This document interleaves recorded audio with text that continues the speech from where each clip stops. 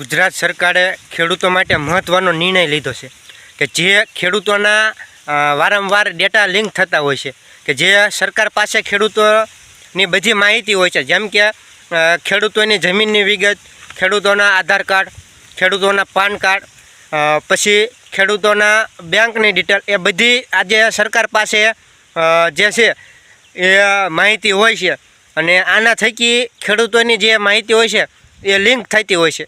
તો આ જે લિંક ન થાય તેના માટે ગુજરાત સરકારે એક ખેડૂતો માટે મહત્ત્વનો નિર્ણય લીધો છે કે એમાં બે રીતે ડેટા છે એ આખી એની ડેટા કમિટી બનાવશે. એક છે ઓપન ડેટા અને બીજું છે અનશેરેબલ ડેટા. એટલે કે જે ઓપન ડેટા, આમાં આપણને બે વિભાગ આપવામાં આવ્યા છે ખેડૂતોને. એક છે ઓપન ડેટા, એટલે કે એમાં જે માહિતી છે એ આપણે જે બિયારણની માહિતી છે, પાકની માહિતી છે, ખાતરની માહિતી છે, એ ઓપન ડેટા એટલે કે જે યુનિવર્સિટી દ્વારા એ ખોલવામાં આવશે, જે ઓપન ડેટા છે. અને બીજું અનશેરેબલ ડેટા છે કે એમાં જે ખેડૂતની જે અંગતની ડિટેલ છે, એટલે કે બેંકની ડિટેલ છે, જમીનની માહિતી છે, જમીનના જે ડોક્યુમેન્ટ છે, એ બધી છે એ અંડરકવર રહેશે. નમસ્કાર ખેડૂત મિત્રો અને મારા વાલા દર્શક મિત્રો, ખેતી અને ખેડૂત યુટ્યુબ ચેનલમાં તમામ દર્શક મિત્રોનું સ્વાગત છે. હું છું રોજાસરા જયેશ. તો મિત્રો, આજે આપણે વાત કરવાના છીએ કે ગુજરાત સરકારે મહત્ત્વનો ખેડૂત વિશે ખેડૂત માટે નિર્ણય લીધો છે કે વારંવાર ખેડૂતોને જે ડેટા લીક થતા હોય છે, જે આપણે માહિતી શેર કરતા હોય છે, આજે જે આપણી ડિટેલ હોય છે એ તમામ ખેડૂતની ડિટેલ છે એ પોતાના મોબાઈલમાં આવતી હોય છે. જેમ કે બેંકની વિગત છે, રેશન કાર્ડ છે, આધાર કાર્ડ છે, આ બધું આપણા મોબાઈલ નંબર દ્વારા લિંક હોય છે. અને આના કારણે જે ભેજાબાજો હોય છે એનો ઉપયોગ ઉઠાવતા હોય છે અને ખેડૂતોને છેતરી અને ખેડૂતો પાસે જે આપણે ખાતર છે, દવા છે, બિયારણ છે, અન્ય ખેતી સિવાયના સાધનો છે, એવી ખેડૂતોને મોટી મોટી લાલચ આપી અને ખેડૂતોને છેતરપિંડી કરતા હોય છે. તો આ માહિતી લિંક ન થાય એના માટે આજે સરકારે નવો નિર્ણય લીધો છે, જે સરકાર એક ડેટાની કમિટી બનાવશે. તો આજે આ વિડીયોમાં આપણે તેની વાત કરીશું. તો હજી સુધી જો તમે આ ચેનલને સબસ્ક્રાઈબ ન કરી હોય તો ચેનલને સબસ્ક્રાઈબ કરી નાખજો, વિડીયોને લાઈક આપી શેર કરજો.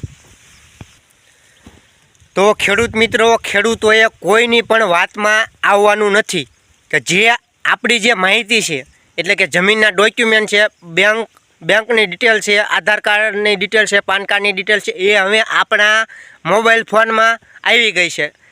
કારણ કે આ જે બધા જે ડોક્યુમેન્ટ સાથે આપણો જે મોબાઈલ નંબર છે એ લિંક હોય છે. માનો કે આપણે જે આ ખેડૂતમાં કોઈ પણ પોર્ટલમાં ફોર્મ ભરવાનું હોય, ખેતીવાડીનું હોય, બાગાયતનું, તો એમાં ફોર્મ ભર્યું તો એમાં પણ આપણે મોબાઈલમાં ઓટીપી પડ્યા પછી જ આપણે ફોર્મ ભરી એ જે ફોર્મનું આગળ કામકાજ થાય છે. તો તમામ જગ્યાએ આપણે અત્યારે મોબાઈલ નંબરનો ઉપયોગ થાય છે.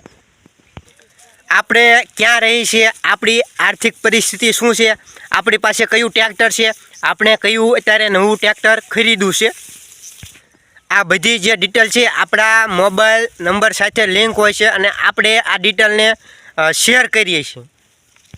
તો આપણા અંગેની કોઈ પણ માહિતી હોય છે એ આવા ભેજાબાજો હોય છે જે ખેડૂતોને છેતરવાનું કામ કરે છે, એ આસાનીથી એ આપણી માહિતી મેળવી શકે છે અને એમને ખબર પડી જાય છે કે આ વ્યક્તિને હું સરળતાથી છેતરી શકું છું અને આની પાસે જે કંઈ છે એ પડાવી લઈશું મોટી મોટી લાલચ આપીને.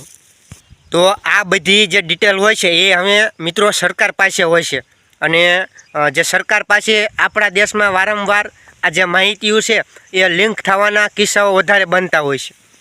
અને હવે ગુજરાતમાં ખેડૂતોની માહિતીનો દુરુપયોગ ન થાય, કોઈ ભેજાબાજો ખેડૂતોની માહિતી લઈ અને ખેડૂતોને છેતરવાનો પ્રયાસ ન કરે, એ માટે ગુજરાત સરકારના કૃષિ વિભાગે એક ખાસ નિર્ણય લીધો છે. જે માટે કૃષિ વિભાગ ડીડીસી ડેટા કમિટી બનાવશે.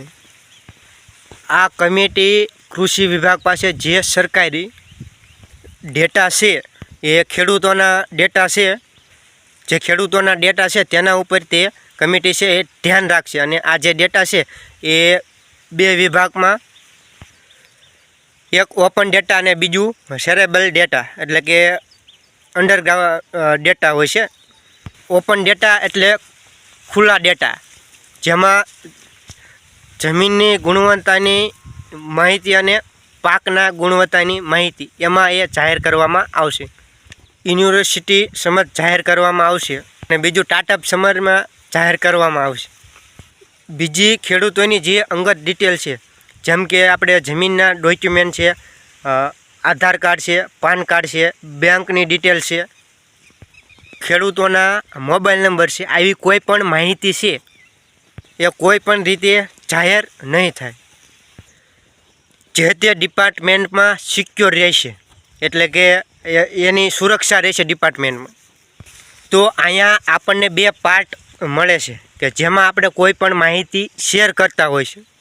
પણ અત્યારે મિત્રો માહિતીનો યુગ છે અને આ જે છેતરપિંડીના કેસ વધારે બનતા હોય છે, એટલે કે વારંવાર ખેડૂતો સાથે છેતરપિંડી કરવામાં આવતી હોય છે. આપણે કોઈને માહિતી આપણા મોબાઈલ દ્વારા શેર કરતા હોય છે, એટલે કે ડોક્યુમેન્ટ શેર કરતા હોય છે, આધાર કાર્ડ છે, પાન કાર્ડ છે, બેંક પાસબુક છે, બેંકની લિંક ડિટેલ છે, એવી શેર કરતા હોય તો આવી માહિતી આપણી જે છે એ શેર થતી હોય છે અને જે છેતરપિંડી કરતા હોય છે એને આસાનીથી આપણો સંપર્ક કરવાનો મોકો મળે છે અને આપણી સાથે જે ખેડૂતો સાથે છેતરપિંડી કરતા હોય છે.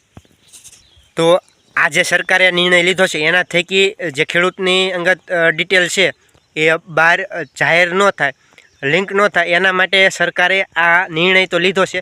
પણ આપણા જે ખેડૂતની છે એ પણ થોડી ઘણી જવાબદારી આવતી હોય છે કે જે આપણે ખેડૂત હોય છે એ પોતાની જે અત્યારે મોબાઈલ નંબર છે એમાં તમામ ડોક્યુમેન્ટ અને જે આધાર પુરાવા હોય છે, જમીનના ડોક્યુમેન્ટ, એમાં આપણે મોબાઈલ નંબર સાથે લિંક હોય છે, એટલે કે જે બધા ડોક્યુમેન્ટ જોડેલા હોય છે.